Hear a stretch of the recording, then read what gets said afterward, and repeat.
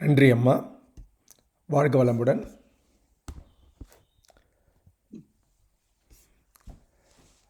இப்போது பேசின ஐயா அவங்க விண் பற்றியும் அதன் விளைய இருக்கிற அந்த சுத்தநிலை பற்றியும் பேசினதுனால என்னுடைய பேச்சு ரொம்ப ஈஸியாகிடுச்சு.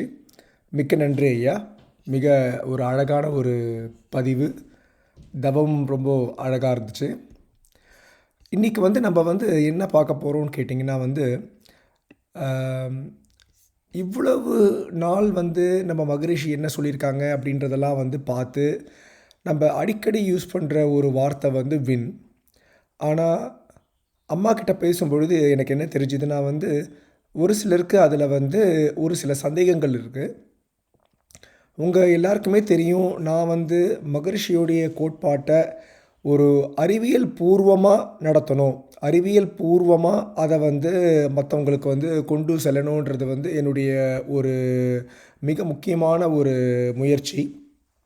அதனால் இந்த ப்ரெசன்டேஷனில் வின் அப்படின்றதுக்கு அறிவியல் பின்னணி என்ன இருக்குது, சயின்ஸ் என்ன சொல்லுது, இதை நம்ம ஆன்மீக பாதையில் எப்படி ரொம்ப அருமையாக யூஸ் பண்ணி தவமாகட்டும், வாழ்க்கை நெறிமுறையாகட்டும், அன்றாட வாழ்க்கை சிக்கல்களாகட்டும், எல்லாத்துக்குமே ஒரு நல்ல ஒரு தீர்வாக கொண்டு போக முடியுமா அப்படின்றத பார்க்கலாம். ஏற்கனவே அம்மா சில அன்பர்களுடைய கேள்விகளை ரெக்கார்டிங்காக அமைச்சிருந்தாங்க. அந்த அன்பர்கள் ஆன்லைனில் இல்லைன்னா அவங்களுடைய கேள்விகளை நம்ம டிஸ்கஸ் பண்ணலாம். அவங்க ஆன்லைனில் இருந்தாங்கன்னா அவங்களுடைய சொந்த குரல்லையே கேள்வியை கேட்க சொல்லி அதுக்கப்புறம் நம்ம பார்க்கலாம். அது இன்னும் ரொம்ப நல்லாயிருக்கும்.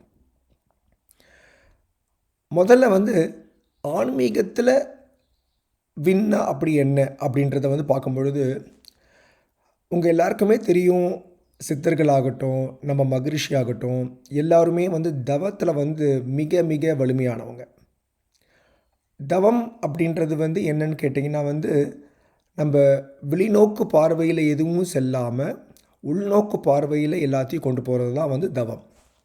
நம்ம பஞ்சபூத நவகிரக தவம் பண்ணால் கூட நம்ம மனதுக்குள்ளே தான் அந்த பஞ்சபூதங்களையும் நவகிரகங்களையும் சென்றடைகிறோமே தவிர நம்ம ஃபிசிக்கலாக நம்மளுடைய உடல் போய் ஒரு நிலவு அல்லது சந்திரன் அந்த மாதிரிலாம் போகிறது கிடையாது.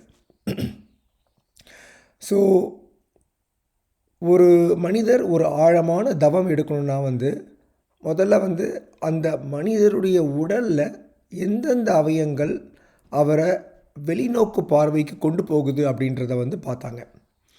அப்படி பார்க்கும்பொழுது தான் இந்த பஞ்சேந்திரியங்கள், பார்வை, தொடுதல், சுவை, கேட்டல், இந்த மாதிரியான ஒரு கான்செப்ட்ஸ்லாம் ஓகே, ஒரு மனிதர் வெளி உலகத்துக்கு கம்யூனிகேஷன் பண்ணணுன்னா, தொடர்பு கொள்ளணுன்னா இந்த 5 வகையில் தான் அவங்களால பண்ண முடியும் அப்படின்னு கொண்டு வந்தாங்க. இந்த 5 வகையில் இருக்கிற வெளிநோக்கு பார்வையை ஒருத்தங்க சரி செய்தாங்களாம். எடுத்துக்காட்டுக்கு ஒரு தவத்தில் உட்கார்றோன்னா முதல்ல நம்ம அமைதியாக ஒரு இடத்துல உட்கார்றோம், சேர்லேயோ அல்லது தரையிலையோ உட்கார்றோம், ஆசனம். உட்காரும்போது என்ன ஆகுதுன்னா நம்ம கால்கள் கைகள் அசைவை நம்ம தவிக்கிறோம். அதுக்கப்புறம் கண்ணை மூடுறோம். கண்ணை மூடும்போது பார்வை சம்மந்தப்பட்ட வெளிநோக்கு பார்வையை நம்ம எடுத்துடுறோம். ஒரு அமைதியான இடத்துல உட்கார்றதுனால கேட்டல் சம்மந்தப்பட்ட ஒரு உணர்வு பதிவுகளை நீக்கிடுறோம். தவம் பண்ணும்போது நம்ம பேசுகிறது கிடையாது, சுவைக்கிறது கிடையாது, தொடு உணர்ச்சி கிடையாது. ஸோ இந்த மாதிரி நம்மளுடைய அவயங்களை கண்ட்ரோல் பண்ணி தவம் பண்ணும்பொழுது என்ன ஆகுதுன்னு கேட்டிங்கன்னா நம்மளுடைய ஜீவகாந்தம் அந்த அவயங்களுக்கு செலவு செய்யாமல் ஜீவகாந்தம் முழுவதும் குவிந்து மனம் மற்றும் புத்தி அந்த மாதிரி ஒரே விஷயத்தில் குவியுது. அந்த மாதிரி ஒரே விஷயத்தில் குவியும் பொழுது என்ன ஆகுதுன்னா எண்ணங்கள் உருவாகுது. அப்போ தான் இன்றைக்கி ஆஃபீஸில் என்ன வேலை, மாணவர்களாக இருந்தால் இன்றைக்கி என்ன சொல்லிக் கொடுப்பாங்க, நெக்ஸ்ட் எப்போ எக்ஸாம் வருது. அந்த எண்ணங்களுக்கு காரணம் வந்து உடம்புல இருக்கிற ஜீவகாந்த சத்து. அந்த ஜீவகாந்த சத்து அந்த எண்ணங்களுக்கு ஒரு உயிர்ப்பித்தல் கொடுக்கும் பொழுது, இந்த எண்ணங்களை அதனுடைய போக்கிலேயே அதை செலவழிய விட்டு, அந்த அடுத்த எண்ணம் வருவதற்கு முன் இருக்கும் ஒரு சூனியம், ஒரு அமைதி, அந்த அமைதியை ஃபோக்கஸ் பண்ண ட்ரை பண்ணுறோம். அந்த அமைதியை ஃபோக்கஸ் பண்ணும்போது என்ன ஆகும்? இன்னொரு எண்ணம் வரும். அந்த இன்னொரு எண்ணம் வருது அப்படின்ற ஒரு உணர்வு வரும்பொழுது, ஓ, நமக்கு அந்த எண்ணம் வந்துருச்சு. அந்த உணர்வு வரும்பொழுது என்ன ஆகுதுன்னா வந்து, நம்ம அந்த எண்ணம் தான் நாம் அப்படின்னு நினச்சி நம்ம யோசிக்கிறோம்னு ஒன் பை ஒன்னாக அந்த எண்ணங்களையே பின்பற்றாமல் நம்ம ஒரு இடத்துல உட்காந்துருக்கோம். எண்ணங்கள் வருது, அந்த எண்ணங்கள் போயிடுது. எண்ணங்கள் வருது, எண்ணங்கள் போயிடுது. இப்படி யோசிக்கும் பொழுது என்ன ஆகுன்னு கேட்டிங்கன்னா வந்து, நம்மளுடைய எண்ணங்கள்லேருந்தே நம்ம வந்து ஒரு ஸ்டெப் நம்ம பின்னாடி வந்து அந்த எண்ணங்களை பார்க்கக்கூடிய ஒரு வாய்ப்பு கிடைக்குது. ஏற்கனவே நம்ம சொல்லியிருக்கிறோம், எல்லாத்துக்கும் காரணம் வந்து ஜீவகாந்தம். ஜீவகாந்தம் தான் வந்து நம்மளுடைய உச்சந்தலையிலிருந்து உள்ளங்கால் வரைக்கும் நம்மளுடைய அனைத்து செயல்கள், எண்ணம் எல்லாத்துக்கும் அதுதான் வந்து மெயின் ஃபியூவல், மெயின் எரிபொருள். ஸோ நம்மளுடைய மெயின் எரிபொருள் எந்த இடத்துல குவியுது அப்படின்றத வந்து நம்ம சக்கரங்களில் பேசணும்னா நம்ம ஆக்னா சக்கரா அந்த மாதிரி பேசலாம். இல்லை மனம்னு பேசணும்னா மனம்னு பேசலாம், அநாகதம்னு பேசலாம். நம்மளுடைய ஜீவகாந்தத்தை ஒரு இடத்துல குவித்து வைக்கும் பொழுது நம்மளுடைய மூளை மற்றும் மனம் தானாக ஒரு எண்ண ஓட்டத்தை வந்து கொண்டு வரதை வந்து குறைக்குது. ஏன்னா நம்ம வந்து அந்த எண்ண ஓட்டத்தின் ஊடையில் நம்மளுடைய ஜீவகாந்தம் வந்து நமக்கிட்ட ரொம்ப அமைதியாக இருக்குது. இந்த மாதிரி சித்தர்களாகட்டும், நம்மளுடைய மகரிஷி ஆகட்டும், மனதை ஒருமுகப்படுத்தி எண்ணங்களுக்கு ஈடுபடாமல் ஒரு எண்ணம் வருது, அதுக்கு அடுத்த எண்ணம் வருது அப்படின்றத வந்து ஒரு கூர்மையான ஒரு நோக்கோடு அதை பார்க்கும்பொழுது என்ன ஆகுன்னா வந்து, சில நாளில், சில மாதங்களில், சில பல வருஷங்களில் அந்த எண்ணத்தின் வீரியம் வந்து குறையும். இதுதான் வந்து மகரிஷி வந்து ஆங்கிலத்தில் அந்த தவத்தில் வந்து பீட்டா, காமா, தீட்டா அப்படின்லாம் சொல்லியிருப்பாங்க. அந்த எண்ணத்தினுடைய வீரியங்கள் குறைந்து ஒரு எண்ணமற்ற நல்ல அமைதியான ஒரு மனநிலைக்கு போகிறது தான் வந்து ஆழ்ந்த தவம். அந்த ஆழ்ந்த தவம் நிலைக்கு போகிறதுக்காக தான் வந்து மகரிஷி வந்து பல விதங்களில் சொல்லியிருக்காரு. அது வந்து நம்மளுடைய பஞ்சேந்திரிய தவங்களாகட்டும், அல்லது நம்மளுடைய நவகிரக தவமாகட்டும், எந்த தவத்தை எடுத்தாலும், இப்போது சில தவங்கள்லாம் நம்ம பண்ணுறதில்ல, எந்த தவத்தை எடுத்தாலும் அதில் வந்து ரெண்டு யூஸ் தான் இருக்கும். ஒன்று நம்மளுடைய ஜீவகாந்தத்தை பெருக்கிறது, விளக்கு தவம் அந்த மாதிரி தவங்களை பார்க்கும் பொழுது. இன்னொன்று நம்மளுடைய அந்த ஜீவகாந்தத்தை குவித்து ஒரு இடத்துல வைக்கிறது. இந்த மாதிரி நம்மளுடைய அந்த ஜீவகாந்த பெருக்கத்தை வந்து குவித்து ஒரு இடத்துல வைக்கும் பொழுது என்ன ஆகுதுன்னு கேட்டிங்கன்னா வந்து, ஒரு மனிதர் அவருக்குள்ளே இருக்கிற அந்த தூய்மையான ஒரு ஆன்ம சக்தியில் வந்து போய் நிறைப்பட முடியுது. நார்மலாக ஒரு மனிதர் எந்த விதமான இந்த மகரிஷி பயிற்சிகள் இதெல்லாம் எதுவுமே இல்லாமல் இருக்கும்போது என்ன ஆகுது, நல்ல மனிதராக இருக்கலாம், தப்பு கிடையாது. காலையில் எழுந்துப்பார், வேலை செய்வார், சாயங்காலம் வருவார், ஒரு பிரச்சனையை பார்ப்பார், பிரச்சனையை சால்வ் பண்ணுவார், சம்பாதிப்பார், குடும்பத்தோடு இருப்பார், இப்படியே தான் போயிட்டுருக்கோம். இதிலிருந்து ஒரு படி தள்ளி இருந்து அந்த ஆன்மாவில் ஒடுக்கம் பெற்று நம்மளுடைய எண்ணங்களை வந்து ஒரு ரெஸ்ட் கொடுக்கறது, அந்த ஒரு தகுதியை வந்து ரீச் ஆகிறதுக்கு பேர் வந்து நம்ம சித்தர்களில் வந்து சமாதி, ஒரு அமைதி, அந்த மாதிரிலாம் நம்ம நிறைய விஷயங்களில் சொல்கிறோம். இப்போ இந்த மாதிரி இருக்கும் பொழுது என்ன ஆகுதுன்னு கேட்டிங்கன்னா வந்து, நம்மளுடைய அந்த அமைதியான ஒரு தியானம் பண்ணுற அந்த நேரத்தில் உலகம் முழுவதும் பரவி இருக்கிற அந்த விண் சார்ந்த ஒரு ஜீவகாந்தம் ஒரு விதமான ஒரு அமைதியோடு வந்து நம்மளுடைய மனம் வந்து அதில் வந்து ஈடுபடுது. ஏன் வந்து ஒரு மனிதர் தன்னுடைய அவயங்களை வந்து கண்ட்ரோல் பண்ணி எந்த விதமான எண்ண அலைகளும் இல்லாமல் ஒரு ஆழ்ந்த தவம் இருக்கும் பொழுது எப்படிங்க திடீர்னு வந்து நீங்கள் வந்து ஒரு விண்ணோட வந்து போக முடியுது அப்படின்னு பார்த்தோம்னா வந்து அங்கே தான் நம்ம மகரிஷி சொல்கிற அந்த காஸ்மிக் பிரின்சிபல், உலகம் எப்படி உருவாச்சு, பிக் பேங், அந்த கான்செப்ட்ஸ்லாம் வந்து வருது. இப்போது நம்ம இந்த பிக் பேங் கான்செப்டே எடுத்துக்கலாம். இதை வந்து மகரிஷி வந்து பல இடத்துல வந்து சொல்லியிருப்பார். ரொம்ப அறிவியல் பூர்வமாக வந்து அதை வந்து சொல்லியிருப்பார். அறிவியல் என்ன சொல்கிறாங்கன்னா வந்து பிக் பேங் உருவாகிறதுக்கு முன்னாடி உலகத்தில் எதுவுமே இல்லை. ஒரு பேரமைதி, ஒரு வற்றா ஆற்றல், இப்போ ஐயா பேசின மாதிரி அந்த குணங்கள் கொண்ட ஒரு விதமான ஒரு சக்தி மட்டும்தான் இருந்துச்சு அப்படின்னு சொல்லியிருப்பார். இன்ஃபேக்ட் வந்து நம்மளுடைய அந்த சக்திக்களம், சிவக்களம் தவத்தில் வந்து நம்ம அந்த சிவக்களம் போகும்பொழுது ஏற்படுற அந்த அமைதி தான் வந்து அந்த பேராற்றல் மிக்க ஒரு அமைதி, எந்த விதமான செயல்பாடுகளும் இல்லாமல் இருக்கிற ஒரு அமைதி, அதுதான் வந்து சிவக்களம். அந்த சிவக்களத்தில் ஒரு சின்ன அதிர்வு ஏற்படும் பொழுது ஏற்படுற ஒரு அதிர்வுகள் தான் வந்து சக்திக்களம். எப்போவுமே சிவக்களம்ன்றது வந்து அமைதி, சிவனேன்னு இருக்குதுன்னு சொல்லுவாங்க. சக்தி களம்ன்றது வந்து ஒரு அசைவு, ஒரு மூமெண்ட், ஒரு விதமான செயல்பாடு இருக்கிறது தான் சக்தி களம். அந்த சக்தி களம் உருவான உடனே உருவானது தான் வந்து பிக் பேங்.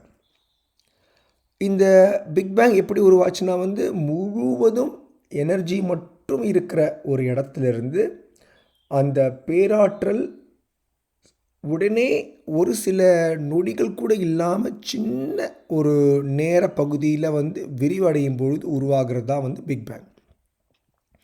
ஸோ அந்த பிக் பேங்கில் என்ன ஆகுதுன்னு கேட்டிங்கன்னா வந்து நல்ல ஒரு வெப்பம், ஒரு மழை, ஒரு கெமிக்கல்ஸ்னால் இருக்கிற ஒரு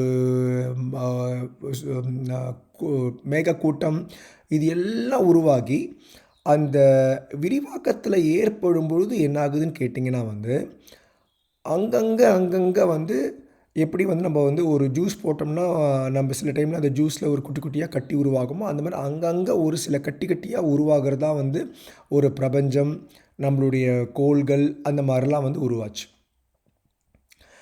இந்த கோள்கள் இதெல்லாம் உருவானா கூட இதில் என்ன நம்ம முக்கியமாக புரிஞ்சுக்கணுன்னா வந்து அந்த பிக் பேங்குன்றதை வந்து ஒரு கடுகிடும் சின்ன ஒரு பொருளாக இருந்தால் கூட அந்த கடுகு சின்ன பொருளிலிருந்து ஒரு உலகம், பூகோளம், சந்திரன், சூரியன், அந்த மாதிரி ஒரு ஒரு ஆரஞ்சு பழம், ஒரு ஆப்பிள் பழம், அந்த மாதிரி பொருட்கள் வர மாதிரி யோசித்தா கூட அந்த கடுகுலேருந்து அந்த உலகம், மற்ற பூகோளங்கள்லாம் வரும்பொழுது அது மட்டும் வரலை, அதற்கு நடுப்புற இருக்கிற இடங்களும் வந்து ஒரு உயிர்ப்பு மிக்க மிக மிக ஒரு சக்தி வாய்ந்த இடமா இருக்குது. அறிவியலில் பார்க்கும்பொழுது இதை தான் வந்து டார்க் மேட்டர் அப்படின்னு சொல்கிறாங்க. இப்போது டார்க் எனர்ஜின்றது வந்து அறிவியல் பூர்வமாக பார்த்தோம்னா வந்து 75% டார்க் எனர்ஜி தான். இந்த டார்க் மேட்டர்ன்றதும் வந்து ஆல்மோஸ்ட் ஒரு 23% டார்க் மேட்டர். மீதி இருக்கிற அந்த 2-3% தான் நம்ம வந்து ஃபிசிக்கலாக பார்க்குற இந்த உலகம், சூரியன், சந்திரன், ஜூபிட்டர், சாட்டன், இது எல்லாமே. அப்போ யோசிச்சு பாருங்கள், இந்த பிக் பேங்கில் உருவாகிறது வந்து நம்மளுடைய கண் பார்வைக்கு நம்ம என்ன சொல்லுவோம்னா வந்து இந்த பூகோளம், இந்த உலகங்கள்லாம் உருவாயிருக்குன்னு சொல்லுவோம். ஆனால் அது மட்டும் கிடையாது, அதன் ஊடே இருக்கின்ற ஒரு சுத்த வெளியும் அதனால் வந்து உருவாகிருக்கு. அதுதான் வந்து அங்கே புரிஞ்சிக்க வேண்டிய ஒரு முக்கியமான ஒரு விஷயம். இந்த சுத்த வெளியில் இப்போது ஐயா பேசுகிற மாதிரி வெறும் எனர்ஜி, வெறும் வற்றா இருப்பு, அது மட்டும் இருந்துச்சுன்னா அதை தான் வந்து டார்க் எனர்ஜின்னு சொல்கிறோம். அந்த டார்க் எனர்ஜியில் ஒரு சிறு சிறு துகள்கள் உருவாச்சுன்னா அதை வந்து டார்க் மேட்டர்னு சொல்கிறோம். நம்ம எல்லாருக்குமே தெரியும் மேட்டர் அப்படின்னா வந்து இட்ஸ் அ மேட்டர். நம்ம இந்த ஃபோனுன்றது ஒரு மேட்டர்.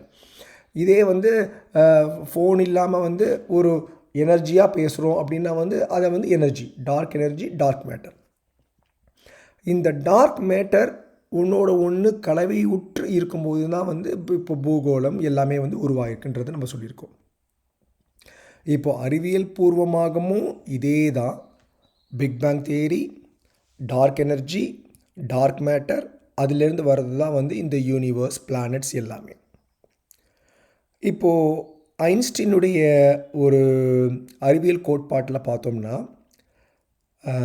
இந்த புவி ஈர்ப்பை வந்து அவர் எப்படி எக்ஸ்பிளைன் பண்ணியிருப்பார்னா வந்து, உலகம் பூரா ஒரு டார்க் எனர்ஜி இருக்குது.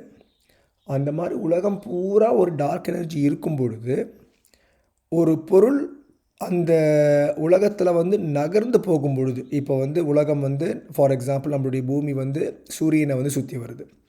அந்த மாதிரி ஒரு பொருள் இன்னொரு பொருளை வந்து சுற்றி வரும் பொழுது அல்லது நகரும் பொழுது அந்த சுத்த வெளியில் ஏற்படுற ஒரு சிறு மாற்றம் தான் கிராவிட்டி அப்படின்னு சொல்லியிருப்பார். அதனால தான் வந்து இதை வந்து ஸ்பேஸில் வந்து ஏற்படுற ஒரு சிறு சிறு மாற்றங்கள் தான் வந்து கிராவிட்டியை நம்ம வந்து உணரப்படுறோம் அப்படின்னு வந்து சொல்லியிருப்பார்.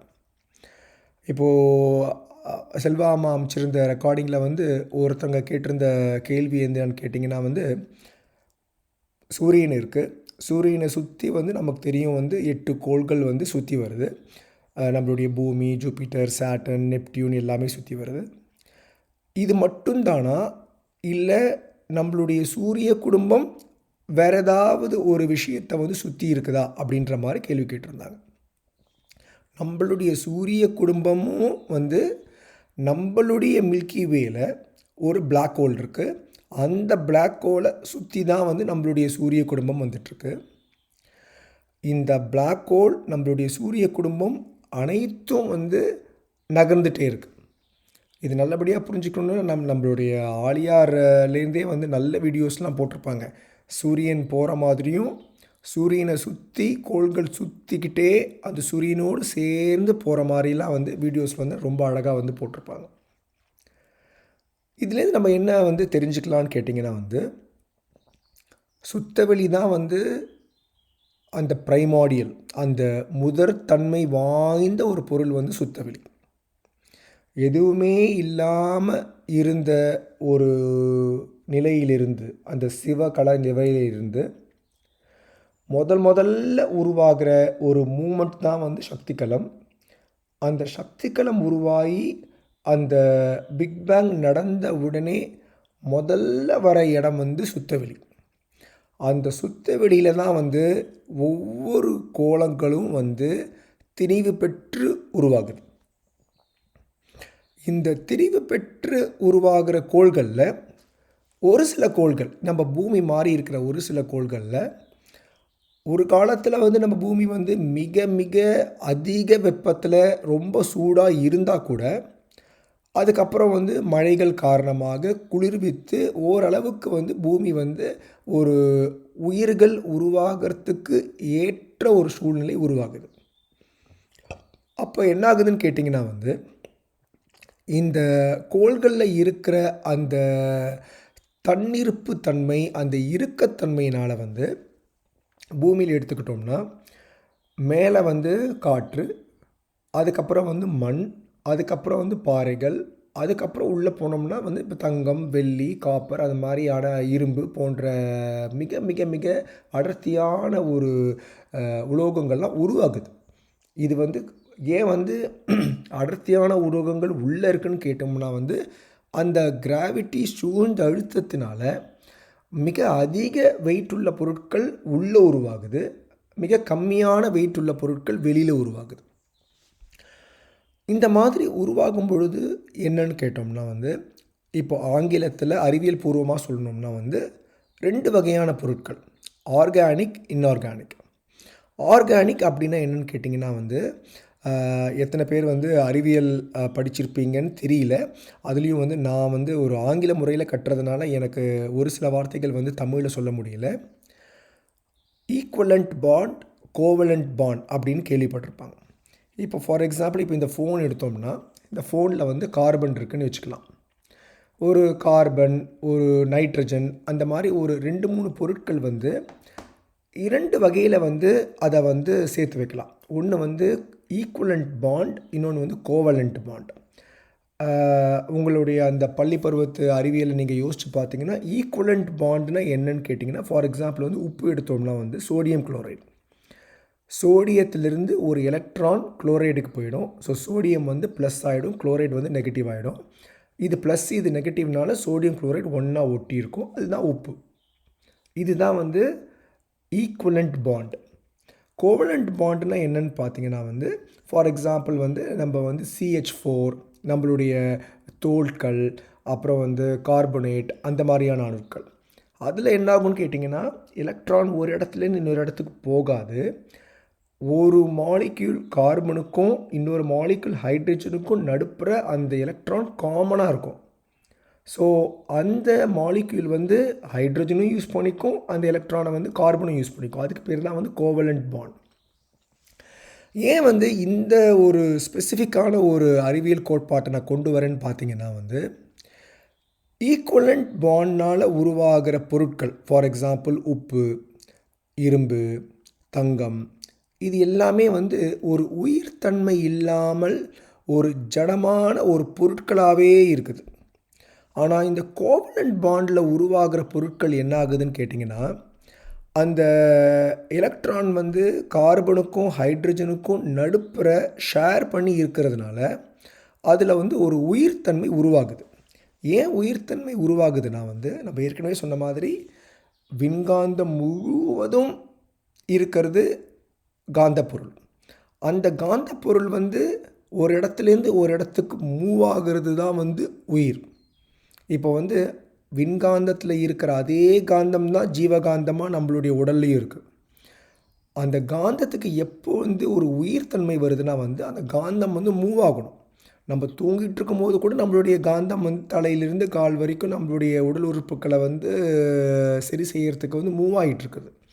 ஒரு மேக்னெட் எடுத்திங்கன்னா, அந்த மேக்னெட் எப்போ வந்து நம்ம வந்து ஒரு உயிரோடு இருக்குன்னு சொல்லுவோம், அதில் இருக்கிற அந்த காந்த சக்தி நார்த் போல்லேருந்து சவுத் போலுக்கு மூவ் ஆகணும். அப்போ தான் வந்து சுற்றி இருக்கிற ஒரு இரும்பு துகள்களை வந்து அதனால் வந்து அட்ராக்ட் பண்ண முடியும், அதுக்கு வந்து ஒரு உயிர்ப்பிக்க முடியும். இந்த காந்த பொருள் மூவ் ஆகிறதுக்கு இந்த கோவலண்ட் பாண்ட் ரொம்ப உதவியாக இருக்குது. எலக்ட்ரான் வந்து ஒரு இடத்துக்கு போய் சேர்ந்து செட்டில் ஆகாமல், ஃபார் எக்ஸாம்பிள் சோடியம் குளோரைடு உப்பு எடுத்திங்கன்னா வந்து சோடியத்திலேருந்து எலக்ட்ரான் வந்து குளோரைடில் போய் முடிஞ்சிடுச்சு. அது வந்து குளோரைட் நெகட்டிவ் ஆகிடுச்சு, சோடியம் பாசிட்டிவ் ஆகிடுச்சு, ஸ்ட்ராங்காக இருக்குது, ஸ்ட்ராங்காக ஒட்டி இருக்குது. நடுப்புற வந்து இருக்கிறது வந்து வெறும் ஈக்குவலண்ட் பாண்ட் மட்டும்தான். ஆனால் கோவலண்ட் பாண்டில் அந்த மாதிரி கார்பன்லேருந்து ஹைட்ரஜனுக்கு எலக்ட்ரான் போகாமல் ரெண்டுத்துக்கும் நடுப்புற இருக்கிறதுனால வந்து அந்த காந்தம் நகர்ந்து போகிறதுக்கு ஒரு நல்ல ஒரு ஏதுவான ஒரு பாலம் மாதிரி உருவாகுது.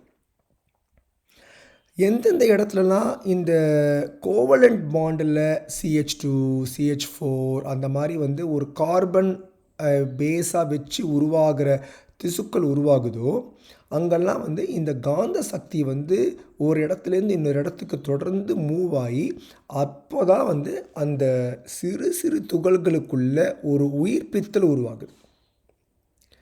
ஸோ இந்த சின்ன ஒரு உயிர்ப்பித்தல் உருவாகும் பொழுது என்ன ஆகுதுன்னு கேட்டிங்கன்னா வந்து, முதல்ல வந்து ஒரு செல் உயிரினம் தான் உருவாகுது.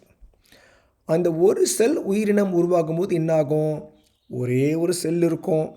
அந்த செல் அழியக்கூடாதுன்றதுக்காக வெளியில் இருக்கிற பகுதியை வந்து நல்லா திறனாக வச்சுக்கும். அதை தான் வந்து செல் மெம்பரேன்னு சொல்கிறோம். அதுக்குள்ளே வந்து அதனுடைய ஒரு ஜீவகாந்த கரு இருக்கும். அதன் உள்ளேயே வந்து காந்த பொருள் ஒரு இடத்துலேருந்து ஒரு இடத்துக்கு மூவ் ஆகும். அப்போ இதே மாதிரி அந்த ஒரு செல் வந்து நிறைய இடத்துல உலகத்தில் உருவாகி இருக்கும் பொழுது என்ன ஆகுதுன்னா, அந்த ஒரே செல்லே தான் வந்து ஒரு உயிர் வாழ தேவையான ஒரு கார்பனை எடுத்துக்கணும், யூஸ் பண்ணிட்ட கார்பனை வந்து வெளியில் தள்ளணும். ஸோ எக்ஸ்க்ரீஷன், சாப்பிட்றது, மூச்சு விடுறது எல்லாமே ஒரே செல்லில் இருக்குது. ஸோ இது வந்து ஒரு பெரிய ஒரு அட்வான்டேஜான ஒரு விஷயம் மாதிரி தெரியல. இப்போ ஃபார் எக்ஸாம்பிள் வந்து நீங்கள் வந்து ஒரு கடை வந்து வாடகை எடுக்கிறீங்க. அந்த காம்ப்ளெக்ஸில் வந்து ஒரு 5 கடை இருக்குது. மேலே மாடியில் முதல் மாடியில் ஒரு 5 கடை இருக்குது. நீங்கள் வந்து ஒரு நகை வியாபாரின்னு வச்சுக்கலாம். ஒரே ஒரு கடையை வாடகை எடுக்கிறீங்க. உங்கள் கையிலேருந்து இருக்கிற ஒரு காசை போட்டு வியாபாரம் பண்ணுறீங்க. மகரிஷியுடைய ஒரு வாழ்த்தின் பயனில் ஒரு உண்மையாக வியாபாரம் பண்ணுறதுனால வியாபாரம் வந்து அமோகமாக போகுது. பெரிய லாபம் இல்லாமல் தேவையான அளவுக்கு வரவங்களுக்கு பண உதவி செய்து அவங்களுடைய வாழ்க்கையில் நடக்கிற ஒரு திருமணம் மற்றும் நல்ல விஷயங்களுக்கு நகையை வந்து நல்ல விலையில் விற்கிறீங்க. அப்போ என்னாகும்? நல்ல லாபம் வரும். நல்ல லாபம் வந்தால் என்ன பண்ணுவீங்க? உங்கள் வீட்டுக்கு வந்து ஒரு மிக்சி வாங்குவீங்க, கிரைண்டர் வாங்குவீங்க, புது வீடு வாங்குவீங்க, கார் வாங்குவீங்க, பசங்களை படிக்க வைப்பீங்க, இதெல்லாம் பண்ணுவீங்க. நீங்கள் என்ன பண்ணிங்கனாலும் வந்து அதை விட அதிகமான காசு வரும்பொழுது என்ன பண்ணலான்னு தோணும். அப்போ என்ன பண்ணுவீங்க? பக்கத்தில் ஏதாவது ஒரு கடை காலி இருந்தால் என்னுடைய வியாபாரத்தை இருமடங்காக்கலாம். அந்த ஹோல் காம்ப்ளெக்ஸையே வாங்கி 10 கடையையும் வாங்கி அந்த நடுப்பில் இருக்கிற தடுப்பு சுவர்களெல்லாம் இடிச்சிட்டு பண்ணோம்னா வந்து ஒரு மிகப்பெரிய ஒரு தங்க மாளிகை உருவாக்கலாம் அப்படின்னு யோசிப்போம் இல்லைங்களா?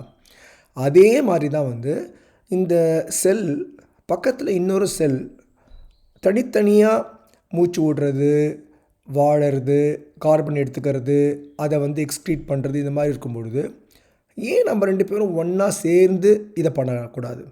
அப்போ 2 செல் ஒன்றோட ஒன்று ஒரு தொடர்பு கொள்ளும் பொழுதோ அல்லது ஒரே செல்லே 2ஆக உடைந்து அதை மல்டிப்ளிகேஷன் ஆகும் பொழுதோ ஒரு செல் என்ன சொல்லுது? நான் வந்து இந்த கார்பனை எடுக்கிறது, ஜீரணம் பண்ணுறது அதெல்லாம் பண்ணுறேன், நீ வந்து கழிவுப் பொருட்களை வெளியில் கொண்டு வர்றது அதெல்லாம் நீ பண்ணு அப்படின்னு ஒவ்வொரு செல்லும் தனக்குள்ளே வந்து அதனுடைய வேலையை வந்து டிவைட் பண்ணிக்குது.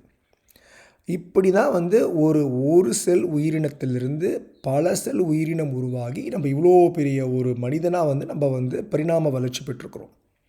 இப்போ நமக்கு என்ன ஆகுது? ஒரு மனிதனாக இருந்தோம்னா வந்து உணவுப் பொருட்களுக்கு தேடி போகணும். ஸோ நம்மளுடைய நரம்பு மண்டலத்திலேயே ஒரு சில நரம்புகள் வந்து கண் பார்வையாக வந்து அதை வந்து நம்ம எங்கே போகணுன்றதுக்கு யூஸ்ஃபுல்லாக இருக்குது. நம்ம காலத்தில் வந்து காட்டில் போயிட்டு ஒரு வேட்டையாடியோ இல்லை அது பழங்களையோ வந்து எடுத்துகிட்டு போகும்பொழுது என்ன ஆகும்னா வந்து புலியோ சிங்கமோ வந்து நம்மளை வந்து கடித்து சாப்பிட்ரும். ஸோ அதனுடைய சத்தங்களை கேட்குறதுக்காக ஒரு சில நரம்புகள் வந்து ஒரு காது மற்றும் செவிப்புலன் சம்மந்தப்பட்ட ஒரு நரம்புகளாக வந்து உருவாகிருக்கு. ஸோ இதே மாதிரி தான் வந்து தொடுதல், சுவைத்தல் எல்லாமே உருவாகி நம்மள வந்து ஒரு முழு உணர்வாக உருவாகிருக்கும். இப்போது இந்த முழு உணர்வாக உருவானதுனால என்ன ப்ராப்ளம் ஆகுதுன்னு கேட்டிங்கன்னா வந்து நம்ம அந்த வின் அப்படின்ற ஒரு உயரிய ஒரு பொருளிலிருந்து ரொம்ப தள்ளி வந்துட்டோம். அந்த ரொம்ப தள்ளி வந்ததில் அந்த வின் மற்றும் ஜீவகாந்தம் மற்றும் அந்த மறைப்பொருள் அந்த ஒரு ஐக்கிய பொருளிலிருந்து வெளியில் வந்து என்னுடைய வேலை கண்ணால் ஒரு சினிமா பார்க்குறது, ஒரு இடத்துக்கு போய் ஒரு வேலையை பண்ணுறது, என்னுடைய வேலை இதுதான் அப்படின்னு சொல்லிட்டு நம்ம வந்து ஒரு மெக்கானிக்கலாக ஒரு வாழ்க்கையில் போக ஆரம்பிச்சிட்டோம்.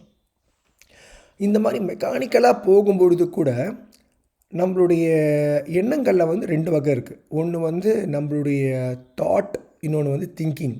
தாட்டுக்கும் திங்கிங்க்கும் என்ன வித்தியாசம் பார்த்திங்கன்னா வந்து தாட்ன்றது நமக்காக வர எண்ணங்கள். ஃபார் எக்ஸாம்பிள் வந்து இப்போ இன்றைக்கி காலையில் வந்து இப்போ நான் இது முடித்த பிறகு வந்து ஓகே ஹாஸ்பிட்டல் போகணும், எந்த வகையில் போகலாம், எந்த வழியில் போனால் வந்து நமக்கு வந்து டிராஃபிக் கம்மியாக இருக்கும், அந்த மாதிரி வந்து நம்ம மனசு வந்து தானாக நம்மளை வந்து திங்க் பண்ணிகிட்டே இருக்கும். அது வந்து திங்கிங், அது வந்து தாட். திங்கிங்ன்றது நானாக யோசிக்கணும். இன்றைக்கி வேறு ஏதாவது ஒர்க் இருக்கா, இன்றைக்கி சாயங்காலம் யாராவது நம்மளை வந்து பார்க்கணுன்னு வந்திருக்காங்களா, அந்த மாதிரி திங்கிங் இருக்குது. ஸோ திங்கிங் வந்து நம்மளுடைய வாழ்க்கையை வந்து முன்னேற்றம் பண்ணுறதுக்கு நம்மளாக யூஸ் பண்ணிக்கிற ஒரு கருவி. தாட் வந்து அந்த நவகிரகங்களில் ஆரம்பித்து மற்ற ஒரு கோள்களின் ஊந்துதினால் நமக்காக ஏற்படுற எண்ணங்கள், அதுதான் வந்து தாட்.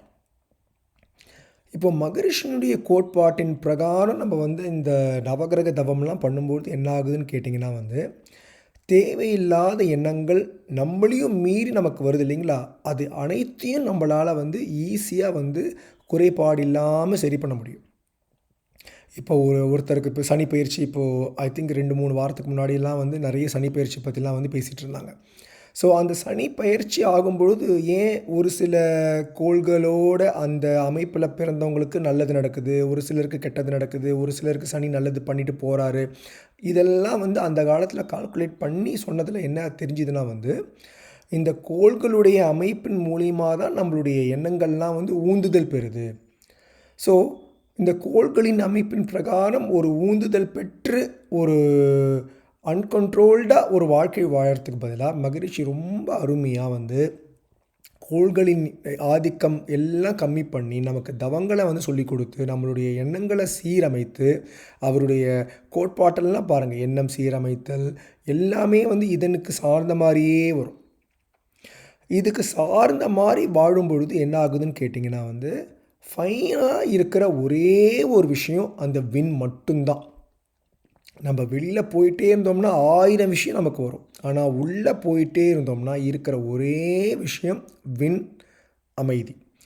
இந்த வின் சார்ந்த அமைதியை நல்லபடியாக புரிஞ்சுக்கிட்டு அறிவியல் பூர்வமாகவே இந்த உலகமாகட்டும் இந்த கோள்களாகட்டும் எல்லாமே அந்த விண்ணிலிருந்து தான் ஒரு சக்தி பெற்று வந்திருக்கு அப்படின்றத வந்து புரிஞ்சுக்கிட்டு பண்ணும் பொழுது நமக்கு வந்து அதன் மீது ஒரு அபரிமிதமான ஒரு மதிப்பு ஏற்படும். தவத்தில் பண்ணும் பொழுது அந்த விண்ணோடு நம்ம ஈஸியாக வந்து ஒரு ரிலேட் பண்ணி அந்த விண் சார்ந்த ஒரு அமைதி நிலையை போகிறதுக்கு வந்து ரொம்ப ரொம்ப வந்து உதவியாக இருக்கும். அதுக்கப்புறம் வந்து இந்த பஞ்சபூதங்கள் பற்றி ஒரு கேள்வி கேட்டிருந்தாங்க. நம்ம ஏற்கனவே சொன்ன மாதிரி அந்த விண், அமைதி, வற்றாயிருப்பு இது மட்டும் இருக்கிற இடத்துலேருந்து முதல்ல உருவாகிறது என்னவாக இருக்கும்? காற்று. ஏன்னா காற்று தான் வந்து ரொம்ப ரொம்ப ஈஸியாக ரொம்ப ரொம்ப இலகுவாக இருக்கிறது. அந்த காற்றிலிருந்து ஒரு பொருள் இன்னொரு பொருளோடு சேரும்போது உருவாகிறது தான் வந்து இப்போ நீர், நெருப்பு, பூமி இந்த மாதிரி பொருட்கள்லாம் வந்து உருவாகுது. பொருட்கள் உருவாகும் பொழுது அந்த டார்க் எனர்ஜி, அந்த ஜீவகாந்தம், அந்த நிறைந்த ஒரு இடத்துல ஒரு பொருள் உருவாகும் பொழுது அந்த சூழ்ந்தழுத்தும் சக்தியில் தான் வந்து நமக்கு வந்து நம்ம இந்த உலகம் இந்த மாதிரியான பொருட்கள்லாம் வந்து உருவாகுது. நான் வந்து மகரிஷியுடைய கோட்பாட்டை மகரிஷியோட கோட்பாடாக மட்டும் சொல்லாமல் முடிஞ்ச அளவுக்கு அதில் வந்து அறிவியலில் என்ன சொல்லியிருக்காங்கன்றதை சொல்கிறதுனால நான் பேசும்பொழுது கொஞ்சம் மகரிஷி சொன்னதுலேருந்து விலகி இருக்கிற மாதிரி தெரியும். பட் நல்லா புரிஞ்சு பார்த்தோம்னா வந்து எல்லாமே மகரிஷி சொன்னது தான். மகரிஷி சொன்னதிலிருந்து எதுலேயுமே நம்ம வந்து விலக்கே இல்லை. ஸோ இப்போ இதெல்லாம் தெரிஞ்சுக்கிட்டோம். இப்போ வின் தெரிஞ்சுக்கிடுச்சு, நமக்கு வந்து அந்த சிவக்களம் தெரிஞ்சிடுச்சு, நமக்கு சக்தி களம் தெரிஞ்சிடுச்சு, அந்த பிக் பேங் தெரிஞ்சிடுச்சு. பிரம்ம ஞானத்தில் ரொம்ப அருமையாக இதை வந்து நம்ம டிஸ்கஸ் பண்ணியிருந்தோம். இதை எப்படி வந்து நம்மளுடைய வாழ்க்கையில் நடைமுறையில் இதனால் என்ன ஒரு பயன் இருக்குது, இதை எப்படி நம்ம யூஸ் பண்ணலாம் அப்படின்னு பார்த்தீங்கன்னா வந்து விஷயம் தவம். இப்போ தவம் பண்ணும்பொழுது வந்து ஒரு இடத்துல அமைதியாக உட்கார்ந்து நம்ம வந்து நம்மளுடைய சக்கரங்களை நோக்கி நம்ம தவம் செய்தாலும் சரி, அல்லது பஞ்சேந்திரியங்களை நோக்கி தவம் செய்தாலும் சரி. இப்போ பஞ்சேந்திரிய தவம்னா நம்ம என்ன பண்ணுறோம், நம்மளுடைய அந்த 5 அவயங்களை வந்து நம்மளுடைய ஜீவகாந்தத்தை குவிச்சு அதை வந்து நம்ம செருமைப்படுத்துகிறோம். இப்போ யாராவது ஒருத்தங்களுக்கு வந்து கண் பார்வையில் ஒரு கோளாறு இருந்து ஒரு 2 வருஷத்துக்கு அப்புறம் வந்து ஒரு கிளாஸ் போட வேண்டிய அவசியம் இருந்துச்சுன்னா அவங்க அந்த பஞ்சேந்திரிய தவத்தை சின்ன வயசுலேருந்தே பண்ணும்போது என்ன ஆகுன்னா வந்து அந்த கண்ணை நினச்சி அந்த கண் பார்வைக்காக அந்த செலவு பண்ணுற அந்த ஒரு சில மணித்துளிகள் வந்து அவங்களுடைய உடம்புல இருக்கிற அனைத்து ஜீவகாந்தமும் வந்து அந்த கண் பார்வைக்கே போய் கண்ணுடைய கண்ணுடைய உடல் அமைப்பு வந்து இம்ப்ரூவ் ஆகும். நம்ம எதுவுமே பண்ணலன்னா கூட நம்மளுடைய உடல் வந்து தலையிலிருந்து கால் வரைக்கும் எல்லா கெட்ட பொருட்களெல்லாம் ரிமூவ் பண்ணி நல்ல பொருட்களை கொண்டு வந்து வேலை செய்கிறதுக்கு தான் இருக்குது. இப்போ நம்ம கார்டனில் வந்து நீங்கள் வந்து ஒரு கத்திரிக்காய் செடி, ஒரு பொட்டேட்டோ செடி, ஒரு வெண்டைக்காய் செடி வச்சிங்கன்னா நீங்கள் நியாயப்படி பார்த்தோம்னா வந்து எதுவுமே பண்ணலனா கூட அந்த செடி வளரதான் செய்யணும். ஏன்னா வந்து சூரிய வெளிச்சம் இருக்குது, மழை இருக்குது, தண்ணி இருக்குது, மண் இருக்குது, எல்லாமே இருக்குது. ஆனால் என்னாகும், நம்ம ஒரு மேற்பார்வை இல்லாமல் ஒரு செடியை வளர்க்கும் பொழுது அதுக்கு பக்கத்தில் ஒரு புல் பூண்டு எல்லாம் வளரும். புல் பூண்டு எப்படி வந்துச்சாங்க?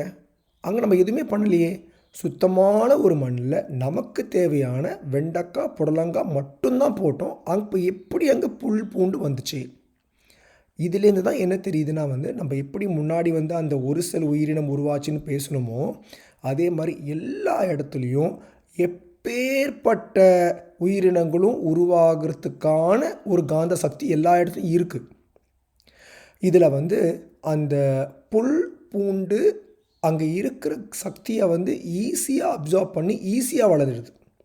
இதே நமக்கு தேவையான வெண்டைக்காய் புடலங்காய் வந்து அதே ஜீவகாந்தத்தை அந்த புல் பூண்டோடு போட்டி போட்டு எடுக்கும் பொழுது அது வளர்ச்சி வந்து கஷ்டப்பட்டு வளர வேண்டியதாக இருக்குது. அதனால தான் வந்து நம்ம விவசாயம் பண்ணி அந்த களையை எடுத்து நமக்கு தேவையான ஒரு பயிர்களை மட்டும் வளர்த்து அதன் மூலிமா வந்து வியாபாரம் பண்ணுறோம், நம்மளுடைய உணவுக்கான ஒரு கொள்முதல் பண்ணுறோம். அதே மாதிரி தான் வந்து நம்மளுடைய உடல்லையும் நம்மளுடைய காந்த சக்தியை வந்து குவித்து அந்த பைஞ்சேந்திரிய தவத்தில் கண்கள், நுகர்தல், ஜீரண சக்தி, சுவை சக்தி, அந்த மாதிரி அந்த ஒரு சில மணித்துளிகள் யோசித்து பண்ணும்பொழுது அந்த ஒரு பர்டிகுலர் அவயம் வந்து நல்லபடியாக உயிர்ப்பித்து நம்ம அந்த ஜீவகாந்த பெருக்கம் ஏற்பட்டு நல்லபடியாக இருக்கிறோம். மகரிஷியுடைய அனைத்து கோட்பாட்டுகளையும் கரெக்டாக ஃபாலோ பண்ணோம்னா என்ன ஆகும்னு கேட்டிங்கன்னா, இப்போது விளக்க தவம் வச்சு நம்மளுடைய ஜீவகாந்தத்தை பெருக்கம் பண்ணலாம். இந்த பஞ்சேந்திர தவத்தில் வந்து நம்மளுடைய அவயங்களை வந்து நல்லபடியாக வந்து சீரமைக்கலாம். அதே மாதிரி வந்து கோள்களை வந்து தவம் பண்ணும்பொழுது வந்து நம்ம ஏற்கனவே சொன்ன மாதிரி வந்து தேவையில்லாத எண்ணங்கள் உருவாகிறத வந்து நம்ம வந்து கண்ட்ரோல் பண்ணலாம். ஸோ ஒரு வாழ்க்கையை முழுமையாக கொண்டு வரத்துக்கு அனைத்து வகையிலையும் வந்து மகரிஷி அவர்கள் கொடுத்துருக்காங்க. இப்போ விண்ணை பற்றி கடைசியாக ஒரு சில விஷயங்கள் சொல்லிவிட்டு நம்ம வந்து கேள்வி பதிலுக்கு போகலாம். விண் அப்படின்றத வந்து புரிஞ்சுக்கணுன்னா வந்து நம்மளுடைய உலகம் உருவாகிறதுக்கு முன்னாடி இருக்கிற ஒரு அமைதித்தன்மை, ஒரு சிவக்களம், அதுதான் வந்து விண். நம்ம தவத்தில் நம்மளுடைய உடல் எப்படி வந்து அந்த காலத்தில் விண்லேருந்து வந்துச்சோ அதே மாதிரி நம்ம உடம்பு உள்ளேயே இருக்கிற அந்த விண் சக்தியை நோக்கி நம்ம வந்து போகிறோம். அந்த விண் சக்தியை நோக்கி நம்மளுடைய மனதை வந்து குவித்து பண்ணும் பொழுது ஏற்படுற ஒரு பேராற்றல், பேரமைதி, அந்த டைமில் வந்து நம்ம உடலுக்கு வந்து ஒரு மிகப்பெரிய ஒரு ரெஸ்ட் கொடுக்குறோம். இதை தான் வந்து உடல் தளர்த்தலையும் மகரிஷி சொல்லியிருப்பாங்க, யோக நித்ரான்ட்டு மற்ற மார்க்கங்கள்லாம் வந்து சொல்கிறது. இந்த வகையில் விண் நல்லபடியாக புரிந்து கொண்டு அந்த விண்ணை வந்து அறிவியல் பூர்வமாக நம்ம வந்து தவத்திலையோ நம்மளுடைய வாழ்க்கை நடைமுறைகளையும் யூஸ் பண்ணும்பொழுது என்ன ஆகும்னா வந்து நம்மளுடைய சக்திகள் குவிய பெற்று நம்மளால் நம்மளுடைய சக்திகளை வந்து தேவைக்கு மட்டும் யூஸ் பண்ணி மிக அருமையாக வாழ்க்கையில் வர சிக்கல்களை வந்து நம்மளால் வந்து தீர்க்க முடியும். சிக்கல்களே வராமையும் இருக்கும். சிக்கல்கள் வந்தாலும் அதை வந்து ஈஸியாக வந்து தீர்க்க முடியும். இதன் மூலியமாக தான் அந்த விண் அப்படின்றத புரிஞ்சுக்கிட்டு விண்ணில் ஏற்படுற இதே தான் வந்து இப்போ நம்ம புத்திசம் எடுத்தால் சூனியம்னு சொல்கிறாங்க. இதே தான் வந்து பல விஷயங்களில் பல வகையில் சொல்லியிருக்காங்க. அந்த காலத்தில் வந்து நம்ம கோயிலில் வந்து அந்த மெயின் கோபுரம் கட்டுறதுக்கு காரணமும் வந்து நம்மளுக்கு அந்த விண்ணில் ஏற்பட்ட ஒரு தொடர்பு தான். இப்போ நம்ம வந்து மனசில் வந்து நம்ம விண்ணை யோசித்து பண்ணுறதுக்கு பதிலாக அப்போ என்ன யோசித்தாங்கன்னா வந்து உலகத்தில் விண் இல்லை, நம்மளுடைய தெருக்களில் வீடுகளில் விண் இல்லை, விண் வந்து நம்மளுடைய உலகத்தையும் தாண்டி ஒரு இடத்துல இருக்குதுன்னு வச்சுட்டு தான் வந்து அந்த பிரமிட் ஆகட்டும் அல்லது கோபுரங்கள் ஆகட்டும், கோபுரங்கள் கட்டி நம்ம ஒரு விண்ணை வந்து ரீச் பண்ணுறதுக்கான ஒரு ஆண்டனா மாதிரி வந்து அதெல்லாம் வந்து யூஸ் பண்ணாங்க. ஆனால் மகரிஷி அவர்கள் எந்த விதமான ஒரு கோயில்களோ அல்லது பிரமிட்களோ அதையெல்லாம் வந்து சார்ந்து இல்லாமல் நம்ம உடம்புலையே வந்து விண்ணை வந்து புதுப்பித்து கொண்டு நல்ல ஜீவகாந்த பெருக்கம் பண்ணி இருக்கிறதுக்கான வாய்ப்புக்கான ஒரு விஷயங்கள்லாம் வந்து மகிழ்ச்சி கொடுத்துருக்காங்க. என்னுடைய பேச்சு இதோடு நிறுத்திக்கிறேன். கண்டிப்பாக ஏதாவது ஒரு இடத்துல சின்ன சின்ன விஷயங்களில் வந்து சந்தேகங்கள் இருக்கலாம். சந்தேகங்களை நிவர்த்தி செய்கிறதுக்கு நான் தயாராக இருக்கிறேன். வாழ்க வளமுடன்.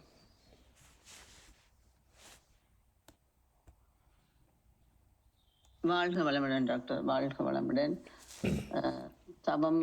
தவத்தில் என்ன நடக்கிறது என்பதில் ஆரம்பித்து விண்பற்றிய அது புரிவதற்கு கொஞ்சம் கஷ்டமான சப்ஜெக்ட். ஆனால் இதில் மிக இலகுவாக புரிந்து கொள்ளக்கூடிய மாதிரி நுணுக்கமாக விளங்கப்படுத்திய டாக்டர் ஆனந்தா அவர்கள் வாழ்க வளமுடன். மிக்க நன்றி டாக்டர், மிக்க நன்றி. நீங்களும் உங்கள் அன்பு குடும்பமும் அருட்பேராற்றல் கருணையினால் உடல்நலம், நீளாயுள், நிறை செல்வம், உயர்வுகள், மெஞ்ஞானம் ஓங்கி வாழ்க வளமுடன், வாழ்க வளமுடன். மிக்க நன்றிகள். டாக்டர் ஐயாவிடம் கேள்வி கேட்க, சந்தேகம் தீர்க்க விரும்பின ஆட்கள் இருந்தால் ஹேண்ட் ரைஸ் பண்ணுங்க.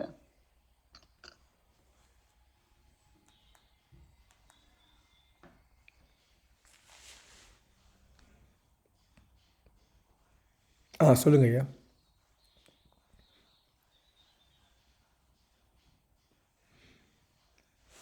அன்மியூட் பண்ணி பேசலாங்க ஐயா. ஐயா காலை வணக்கம். சொல்லுங்க ஐயா.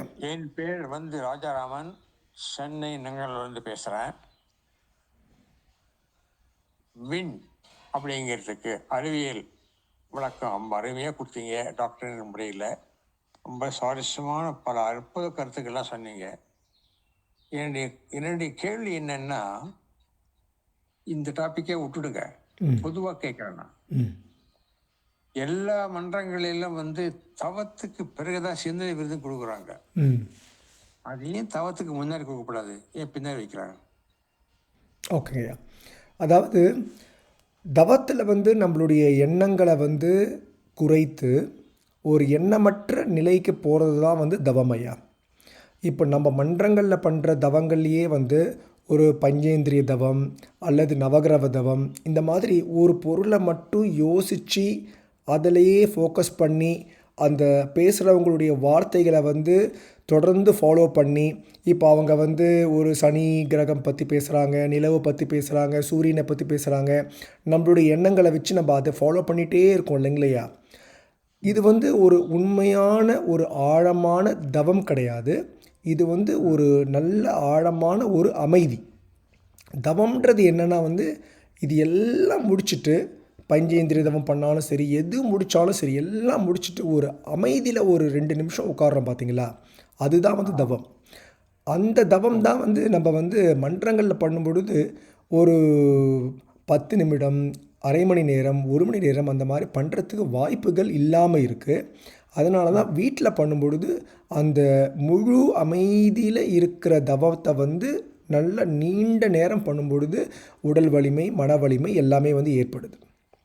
இந்த தவம் முடிந்த பிறகு ஒரு சிந்தனை விருந்து கொடுத்தாங்கன்னா என்ன ஆகும்னு கேட்டிங்கன்னா மனம் பளிச்சுன்னு இருக்கும், ஒரு க்ளீன் ஸ்லேட்டில் இருக்கும். அந்த க்ளீன் ஸ்லேட்டில் ஒரு சிந்தனை விருந்த ஒருத்தங்க எழுதுனாங்கன்னா அது ஒரு மிக ஆழமாக பதிஞ்சிரும். அதுக்கப்புறம் அந்த சிந்தனை விருந்தில் சொன்ன விஷயத்தை நம்மளால் அன்றைக்கி பூரா ஒரு சில நேரத்தில் ஓ இது சொன்னாங்க, அது பண்ணாங்க, இது சொன்னாங்க, இது நல்லா இருக்குது அப்படின்னு நம்மளால் அது ஒரு அசை போட்டு அதில் நம்ம தோய்ந்திருக்க முடியும். முதல்ல சிந்தனை விருந்து சொல்லிட்டாங்கன்னா நம்ம மனம் அதில் இருக்கும். அதுக்கப்புறம் தவம் பண்ணும்போது அந்த சிந்தனை விருந்தில் உண்மையாகவே ஒருத்தங்க நல்லா பேசியிருந்தாங்கன்னா அந்த எண்ணங்களே திரும்ப திரும்ப திரும்ப திரும்ப வந்துட்டுருக்கும். அப்போ நம்மளால் ஒரு சூன்யமான ஒரு அமைதியான ஒரு தவநிலையை ஆழ்ந்து ரீச் பண்ண முடியாதுங்க ஐயா. அதனால தான் சிந்தனை விருந்து தவத்துக்கு அப்புறமா சொல்லணும் ஐயா. வாழ்க வளமுடன். ரொம்ப நன்றிங்க, வணக்கம், நல்லா கொடுத்தீங்க. நன்றிங்க, வாழ்க வளமுடன். நன்றி ஐயா.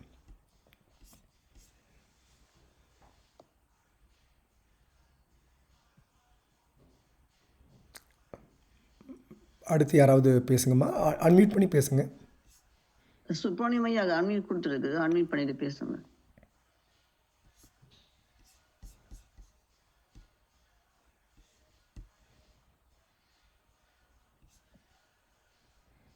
அம்மா வசந்தாம்மா வாழ்க வளமுடன். ஐயா வாழ்க வளமுடன். ஐயா வாழ்க வளமுடன். ஐயா வாழ்க வளமுடன். ஐயா உங்களுடைய அறிவியல் பூர்வமா ஸ்பீச் அதை புரிஞ்சுக்கிற அளவுக்கு எனக்கெல்லாம் பெரிய நாலேஜ் இருக்குன்னு சொல்ல முடியாது. ஆனா ஒன்ன மட்டும் நான் சிந்திப்பேன் ஐயா. அந்த நீங்க சொல்ற மாதிரி ஆழியார்லயும் போடுவாங்க, சூரியன், புதன், சுக்கிரன் அப்படி சுத்தி வரையில நிறைய பாக்குறேன், நிறைய ஜூம்ல பாடுறாம நானும் எடுத்து எடுத்து யூடியூப்ல எல்லாம் பார்ப்பேன். இந்த சந்திரன் மட்டும் எப்படியா இப்படி அழகா பூமியை மட்டும் சுத்துதே ஒளியா, கொஞ்சம் கூட அந்த அதுக்கு சந்திரனுடைய ஆற்றலே இந்த பூமிக்கு மட்டும்தானா, இல்ல பூமிக்கு அது ரொம்ப நீடு, சந்திரனுடைய கிரகம் நீடு நமக்கு ரொம்ப ரத்தத்தோட தொடர்புடையது அதெல்லாம் சொல்றீங்க.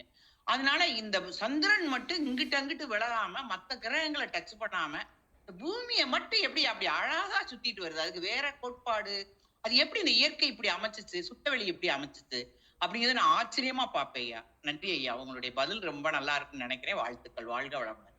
நன்றி அம்மா. இது எப்படின்னு பார்த்தோம்னாம்மா, இப்போ நம்ம பூமி மேலே நம்மளாம் இருக்கோம். இப்போ நீங்கள்லாம் இப்போ சென்னை, ஆழியார் அந்த மாதிரி இடத்துல இருக்கீங்க, நான் இங்கிலாண்டில் இருக்கேன். ஏன் நம்ம அந்த பூமி மேலே இருக்கிறோம்னா பூமியினுடைய அந்த புவி ஈர்ப்பு தன்மை நம்மளை இழுத்து பிடிச்சிட்ருக்கு. அதே மாதிரி அந்த சந்திரனுக்கு ஒரு புவி ஈர்ப்பு தன்மை இருக்குது. அதனால தான் நம்ம ராக்கெட்டில் போயிட்டு நீல் ஆம்ஸ்ட்ராங்லாம் அங்கே இறங்கும் பொழுது அவங்களால அங்கே இறங்க முடிஞ்சுது. புவி ஈர்ப்பு தன்மையே இல்லைன்னா அதில் இறங்கவே முடியாது. ஆனால் சந்திரனுடைய புவியீர்ப்பு தன்மை வந்து பூமியை விட கம்மியாக இருக்கிறதுனால தான் அங்கே நடக்கும் பொழுது ஒரு மாதிரி பறக்கிற மாதிரி தாவி தாவி நடக்கிற மாதிரிலாம் வந்து நீங்கள் வந்து படத்துலலாம் வந்து பார்த்துருப்பீங்க. இப்போது பூமியை விட சந்திரன் வந்து சின்னதாக இருக்கிறதுனால எப்போவுமே வந்து இப்போ ஒரு மேக்னெட்டே எடுத்திங்கன்னா பெரிய மேக்னெட் இருக்குது, இங்கே ஒரு சின்ன மேக்னெட் இருக்குது, நடுப்புற வந்து நீங்கள் ஒரு இரும்பு துகள் எடுத்திங்கன்னா அந்த இரும்பு துகள் வந்து பெரிய மேக்னெட் தான் வந்து ஈர்க்கப்படும். ஸோ ஒரு ஈர்ப்புக்கு என்ன காரணம்னு கேட்டிங்கன்னா அதனுடைய அளவு, அது உள்ளே இருக்கிற காந்தத்தன்மை இரண்டுமே. பூமிக்கு வந்து நம்ம நிலவை விட வந்து அதிக காந்தத்தன்மை இருக்குது. பூமி வந்து நம்ம நிலவு வந்து பூமியினுடைய ஒரு குறிப்பிட்ட தூரத்தில் இருக்கிறதுனால பூமியால் நிலவை வந்து கண்ட்ரோல் பண்ணி அதனுடைய ஒரு கண்ட்ரோல்லையே வந்து வச்சுக்க முடியுது. அதே சமயத்தில் நிலவு வந்து பூமியை விட்டு விலகி தூர போக தான் முயற்சி பண்ணுது, சரிங்களா? ஆனால் அந்த பூமியை விட்டு விலகி போக முயற்சி பண்ணும்போது என்ன ஆகுன்னா பூமி இழுக்கும், ஸோ திரும்ப கிட்ட வரும், திரும்ப தூரம் போகும், திரும்ப கிட்ட வரும், திரும்ப தூரம் போகும், கிட்ட போகும். இந்த மாதிரி பூமியை விட்டு விலக முயற்சி பண்ணி திரும்ப பூமியால் ஈர்க்கப்பட்டு முயற்சி பண்ணி பூமியால் இறக்கப்பட்டு இந்த விஷயம் தொடர்ந்து நடந்துகிட்டே இருக்கிறதுனால நிலவு வந்து நம்ம பூமியை சுற்றி வர மாதிரி ஒரு பிம்பம் நமக்கு ஏற்படுது. இது ரொம்ப ஈஸியாக புரிஞ்சுக்கணுன்னா வந்து ஒரு கல்லை வந்து ஒரு கயிறில் கட்டி நீங்கள் வந்து தலைக்கு மேலே சுற்றுறீங்கன்னு வச்சுக்கோங்க, சின்ன பசங்க விளையாடுற மாதிரி. அப்போ என்ன ஆகுதுன்னா வந்து நீங்கள் அந்த சுற்றுற ஒவ்வொரு நொடியும் அந்த கல்லும் விலகி பறக்க முயற்சி பண்ணுது, நீங்களும் அந்த கல்லை வந்து உங்களுடைய அந்த சுற்றுவட்டத்திலே இருக்க முயற்சி பண்ணுறீங்க.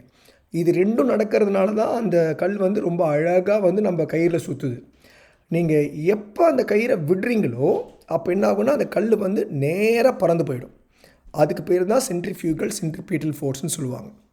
எப்போ பூமி வந்து இந்த நிலவு மேலே இருக்கிற ஆதிக்கத்தை விடுதோ அப்போ நிலவு வந்து நேராக பறந்து போயிடும். அதுக்கு பேர் டான்ஜென்ட்னு சொல்லுவாங்க, நேராக பறந்து போயிடும். ஏன் வந்து நிலவு பூமியை சுற்றி வருதுன்னு கேட்டிங்கன்னா நம்ம பூமியினுடைய ஆதிக்கம் நிலவினுடைய வெளியில் போகக்கூடிய தன்மை. நிலவுக்கு வந்து வெளியில் போகக்கூடிய பறந்து போகக்கூடிய தன்மையே இல்லைன்னு வச்சுக்கோங்களேன், அப்போ நிலவு வந்து நேராக உலகத்தில் வந்து ஒட்டிடும்.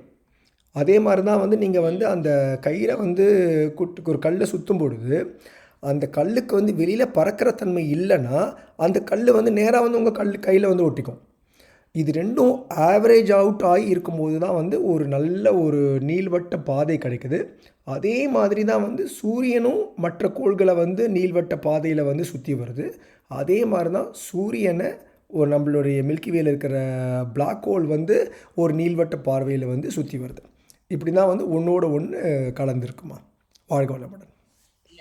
இது ரொம்ப ஒரு ஆச்சரியமா நினைச்சு கூட பார்க்க முடியாது. எவ்வளவு ஒரு பல மாற்றங்களை பார்த்தா கூட இந்த நிலவோட மாற்றம், ஏன்னா நிலவை தான் நம்ம ரொம்ப ரசிச்சிருக்கோம் குழந்தையில இருந்து. ஆன்மீகத்துக்கு வந்த பிறகுதான் மற்ற கிரகங்கள் தெரியுது. சூரியன்னா கூட வெயில் அப்பா அம்மா, அந்த நிலவை தான் ரசிச்சிருக்கோம் குழந்தையில இருந்தே. அதனால அந்த நிலவு மேல ஒரு ஈர்ப்பு யாருக்குமே இருக்கும். பிறந்த ஒரு சந்திரன் வந்தா பௌர்ணமி வந்தாவே நிலவுனா ஒரு ஈர்ப்பு இருக்கும். இந்த நிலவுக்கும் பூமிக்கும் இவ்வளவு தன்மை இருக்குங்கிறத இன்னைக்கு ரொம்ப சிறப்பா புரிஞ்சுக்கிட்டேன். நன்றி ஐயா, வாழ்க வளமுடன். சொந்தம்மா வாழ்க வளமுடன். நன்றி ஐயா.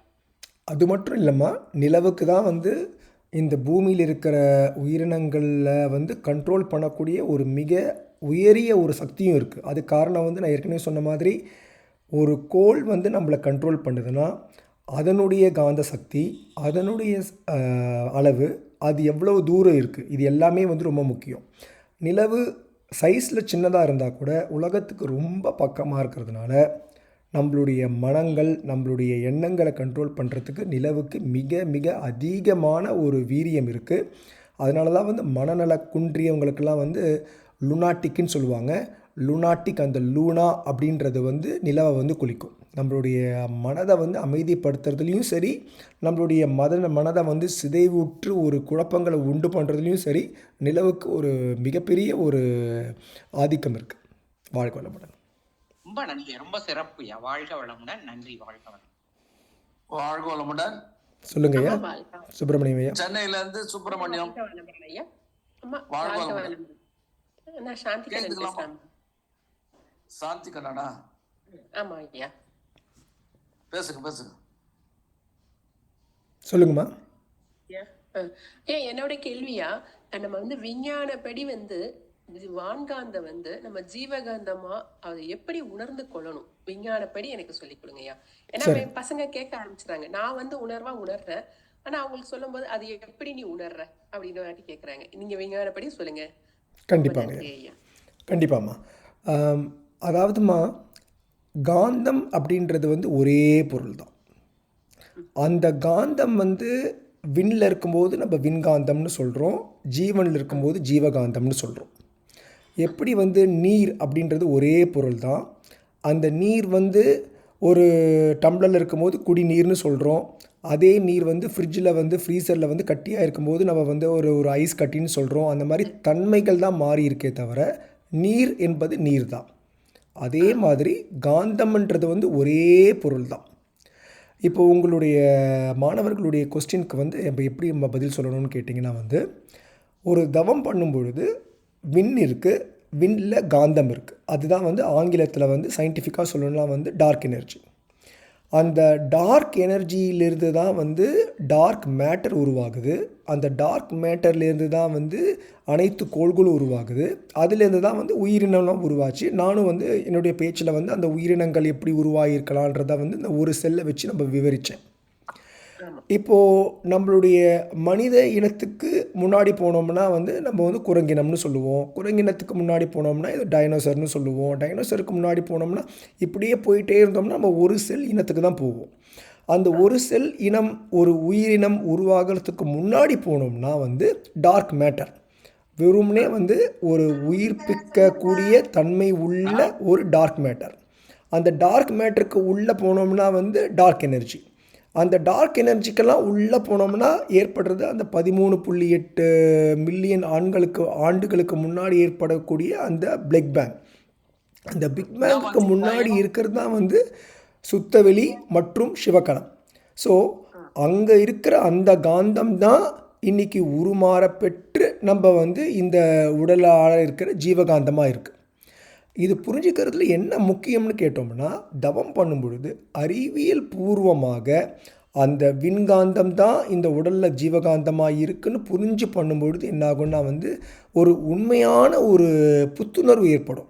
நம்ம உடலில் ஏற்படுற அந்த வெறுமனே வந்து ஒரு வார்த்தையில் வந்து ஜீவகாந்தம் பெருக்கம் ஏற்படட்டும், ஜீவகாந்தம் நம்ம உடம்பை வந்து சரி பண்ணட்டும் அப்படின்னு நம்ம வந்து ஒரு நம்பிக்கையில் இதை வந்து பேசாமல் உண்மையான ஒரு அறிவியல் பின்னணியோட அந்த காந்தம் தான் இந்த காந்தம்னு நீங்கள் வந்து கண்டிப்பாக வந்து உங்களால் வந்து பேச முடியுமம்மா. வாழ்க மிக்க வளமுடன். நன்றி ஐயா. நன்றி. வாழ்க வளமுடன். நன்றி ஐயா. அம்மா நன்றி. அம்மா சிந்தாமா நன்றி. சுப்பிரமணியம் ஐயா பேசுங்க ஐயா. வாழ்க வாழ்க வளமுடன். வாழ்க வளமுடன். ஐயா வி.கே. சுப்பிரமணியன் சென்னையில இருந்து பேசுறேன். சொல்லுங்க ஐயா. ஐயா நீங்க பிக் பேங் தியரியை பத்தி சொன்னீங்க. சொல்லுங்க ஐயா. பிக் பேங் தியரி பத்தி சொன்னீங்க. சொல்லுங்க ஐயா. மகரிஷி வந்து ஹலோ சொல்லுங்க ஐயா, கேட்குதுங்க ஐயா, சொல்லுங்க. மகரிஷி வந்து பிரபஞ்ச தன்மா பரிணாம சரித்திரத்துல பிக் பேங் தியரி, அதுக்கப்புறம் திடீர் வெடிப்பு தத்துவம் அப்படின்றது, அதுக்கப்புறம் 4 இது சொல்லி அது கிடையாது, தன்மாற்ற சரித்திரம் தான் உண்மை அப்படின்னு சொல்லியிருக்கும் போது ஐயா வந்து அடிக்கடி பிக் பேங் தியரி பத்தி சொன்னீங்க. அதுதான் விளக்கம் எனக்கு தேவை. சரிங்க ஐயா. அதாவது என்னுடைய சிற்றறிவுக்கு ஐயா, மகரிஷி அவர்கள் பிக் பேங் தியரி கிடையாது, அது உண்மையல்ல அப்படின்னு சொன்னது கிடையாது. மகரிஷி அவர்கள் வந்து பல கோட்பாடுகளை சொல்லி அதில் வந்து இந்த தன்மாற்ற தன்மை தான் வந்து அதிக வாய்ப்புகள் இருக்குது அப்படின்ற மாதிரி சொல்லியிருக்காங்க. இப்போது நான் பிக் பேங் தியரியை சொன்னால் கூட நானும் அந்த தன்மாற்ற தன்மை தான் சொன்னேன். இப்போ வந்து முதல்ல வந்து உயிரற்ற தன்மைகள் இருக்குது, டார்க் எனர்ஜி இருக்குது, டார்க் மேட்டர் வருது, அதுக்கப்புறம் வந்து உயிர் இல்லாத அந்த ஈக்குவலண்ட் பாண்டுன்னு எடுத்துக்காட்டு சொல்லி சோடியம் குளோரைடு உப்புக்கள்லாம் இருக்குது. அதுக்கப்புறம் வந்து கோவலண்ட் பாண்ட் உருவாகி ஒரு செல் உருவாகி ஒரு செல்லிருந்து மல்டி செல் ஆர்கானிசம் உருவாகி இந்த மாதிரி நம்மளுடைய ஆர்கானிசம்ஸ்லாம் வந்து உருமாறி இருக்குது. ஸோ மகரிஷி சொன்ன அதே விஷயத்தை தான் நான் வந்து அறிவியல் பூர்வமாக சொன்னேன். மகரிஷி அவருடைய நேரத்தில் அந்த டைமில் இருந்த ஒரு அறிவியல் கோட்பாட்டை வச்சு எவ்வளோ அழகாக சொல்லியிருக்க முடியுமோ அவ்வளோ அழகாக வந்து சொல்லியிருக்காரு. இப்போ ஃபார் எக்ஸாம்பிள் வந்து வாயேஜர்னு ஒரு விண்கலம் இருக்குது. அந்த வாயேஜர் விண்கலம் வந்து நம்ம மில்கி வே எல்லாத்தையும் படம் பிடிச்சு அதெல்லாம் தாண்டி போயிட்டுருக்கு. அதுக்கப்புறம் ஜேம்ஸ் வெப் டெலஸ்கோப் இருக்குது. அதில் வந்து ஒரு சில விஷயங்கள் நம்ம கண்டுபிடிக்கிறோம். ஃபார் எக்ஸாம்பிள்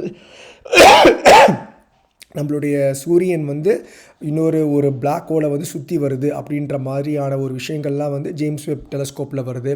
இதெல்லாம் வந்து மகரிஷி இருந்த டைமில் வந்து நமக்கு இல்லாத ஒரு அறிவியல் உண்மைகள். ஸோ மகரிஷி சொன்ன அதே கான்செப்டில் இப்போ இருக்கிற அறிவியல் உண்மைகளுடன் ஒத்து போய் புரிஞ்சு பண்ணுறது வந்து இப்போது அந்த விஜயலட்சுமி அம்மா சொன்ன மாதிரி புதுசாக வர அடுத்த தலைமுறைகளுக்கு ரொம்ப ரொம்ப முக்கியமாக இருக்கும்.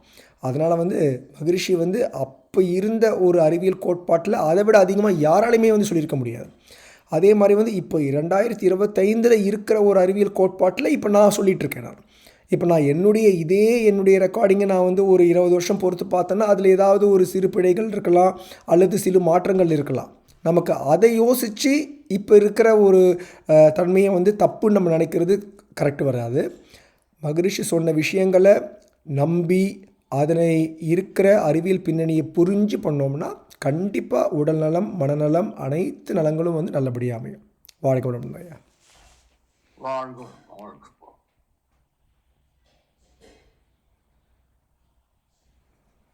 நன்றி ஐயா. நன்றி ஐயா. நன்றி ஐயா. வாழ்க வளமுடன் டாக்டர். மிக்க நன்றி. கேள்விகள் மிக சிறப்பாக அளித்தீர்கள். இணைப்பில் உள்ள அன்பர்களும் அவருடைய அன்பு குடும்பமும் வாழ்க வளமுடன். மீண்டும் டாக்டர் ஆனந்தா அவர்களுக்கு மனமார்ந்த நன்றிகள். வாழ்க வளமுடன். குருவுக்கு முறைக்கும் நன்றி கூறி இந்த நிகழ்வை நிறைவு செய்து கொள்ளும் நேரம் கருதி மிக்க நன்றி டாக்டர். நன்றி நிறைவு செய்து கொள்வோமா? நன்றி அம்மா. கண்டிப்பாக கேள்வி கேட்டிருந்தவங்க இந்த இருக்கிறாங்க, லைன்ல இருந்து கேட்டுக்கொண்டு தான் இருந்தாங்க. சரிங்க. அவங்க இப்போ அனலைஸ் பண்ணி கதைக்காத வழி அவங்களுக்கு தெளிவு கிடைத்து விட்டது போல. மிக்க நன்றி. வாழ்க வளமுடன். சரிங்க. வாழ்க வளமுடன். வாழ்க வளமுடன்.